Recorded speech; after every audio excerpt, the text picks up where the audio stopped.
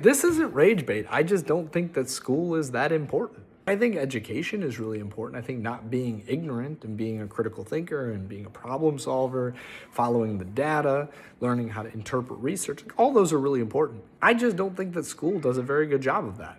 And I think we have overwhelming evidence to support that school does not do a good job of that. Basically, when you look at the school reform movement, you have three camps of people. You have people who don't know anything, right? They don't do any of the research. They don't follow any of the studies on how kids learn and how kids develop. And they are the ones who generally say, like, school is really important. We should keep doing it the way that we've always done it. Then you have the people who are doing the research, who are doing the studies, who are seeing the trends, who are coming up with new innovative ways to teach. And they all say that school is fundamentally broken and needs to be changed. And like by and large, most of them agree on most of the things like in the reforms that need to take place. But, you know, they may not have any power to enact those reforms. And then you have the people who are actually on the front lines, the parents of kids who are struggling, the teachers who are trying to implement this stuff, who go and get a master's degree and learn all the stuff that the researchers are saying. Some school administrators, but not all. And they know what should be better. They know how what we're doing now, it doesn't work, but they can't make those things match because of red tape and bureaucracy and that group number one who's just staunchly against any reform. So for example, you might have something like traditional letter grades. Like group A says, I want traditional letter grades because that's what I had and they work.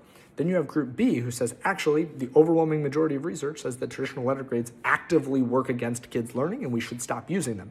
And then group C says, okay, let's stop using them, except all of the colleges rely on traditional letter grades, so how do we stop using them when the entire system is built with this pillar that we want to deconstruct?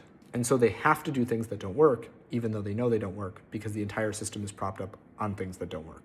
And then you combine it with the fact that like teachers today are quitting in droves because of all the behavioral issues, and 90% of the class is just like managing behaviors, and you realize why I would think that school is like just not that important.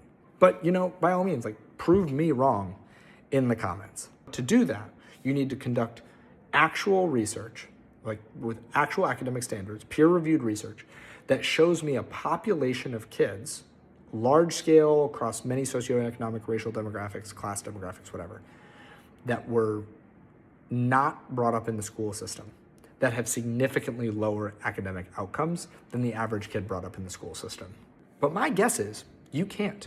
Because all those ignorant people that are coming to mind right now, those people who you're like, oh, they needed school, otherwise they would be like much smarter, they all got that way from school. I want to be wrong. I'm just not.